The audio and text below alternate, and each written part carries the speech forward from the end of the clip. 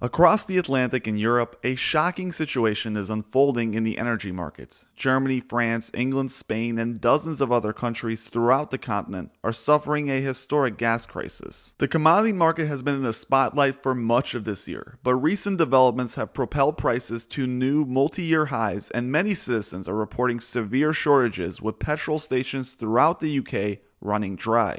Is this a foreshadowing for the United States, and how long can Jay Powell continue to say the word transitory before it becomes far too obvious that these massive price jumps are permanent, not temporary? We start with the natural gas market in the UK and the Netherlands. Prices have now surged past $25 per million British thermal unit. That is more than 400% higher than the 2010 through 2020 average. Just to give you some perspective, here in the United States, the commodity trades at 5 per million BTU. Given a colder than usual winter, this could very easily spell disaster for not only European citizens, but European businesses who will see a trickle-down effect of this massive inflationary move up in natural gas. Besides heating buildings and water, natural gas is used as a fuel in many power stations. This massive jump can easily spread throughout the economy and push things like electrical prices up alongside it. This recent news report summarizes the incredible situation that is unfolding as we speak. Take a listen.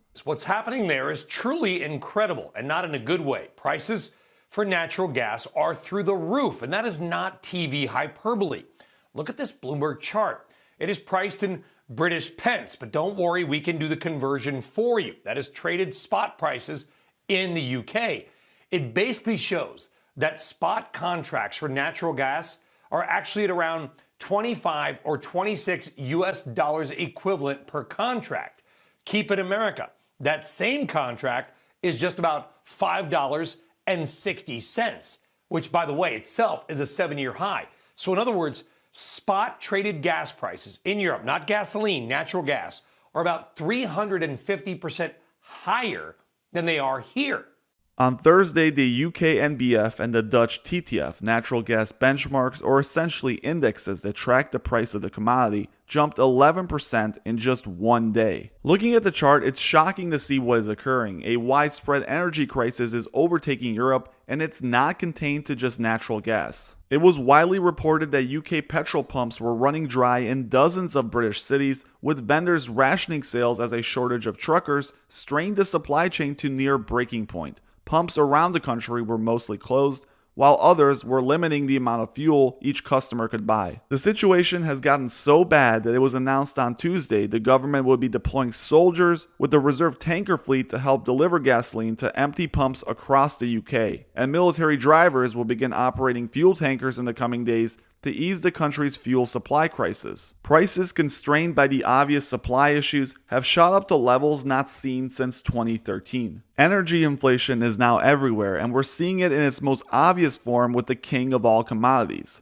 oil. Last year, if you recall, energy was nearly worthless, with oil futures famously trading below zero for a brief period of time. Since then, the price of a barrel has gone from $18 in April of 2020 to $75 a barrel. That's a 400% jump in less than 2 years, and according to many experts, we are going to see even higher prices. If you take a look at this article by Tyler Durden titled, "Is the price of oil all that matters to central banks?" he argues that the ECB policy has not revolved around inflation. Instead, it has a higher correlation to oil prices. And since the European Central Bank works in concert with the US Fed, one can extend this observation and correctly argue that all central banks respond to the price of one commodity, oil. You can find the link to the article in the description below. But quickly summarized, it argues that previously Fed policy has really revolved around this one commodity, and when prices have jumped up, the Fed has tapered, while when prices have nosedived, the Fed has loosened. While central banks claim they care about core inflation, it seems as if the ECB's monetary policy has been largely influenced by commodities, and particularly oil prices, over the last 20 plus years.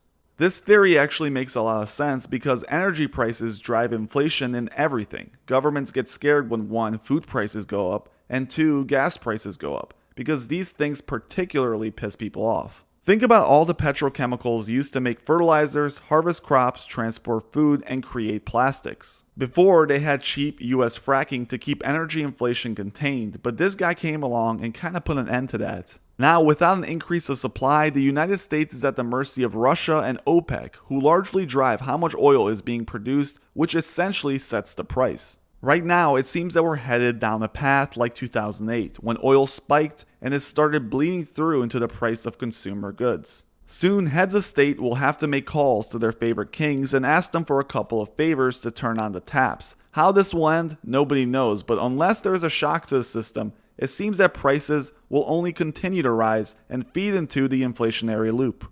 Commodities everywhere are spiking and causing serious issues throughout the supply chain. I won't even mention coal prices in this video, which have forced China to implement controlled electrical outages for much of the country. Clear evidence is emerging that massive movements in commodity futures won't stop here, and this situation will continue to escalate. As always, thank you guys for watching, and please do me a favor, help the channel out by clicking that subscribe button and like button if you enjoyed the video.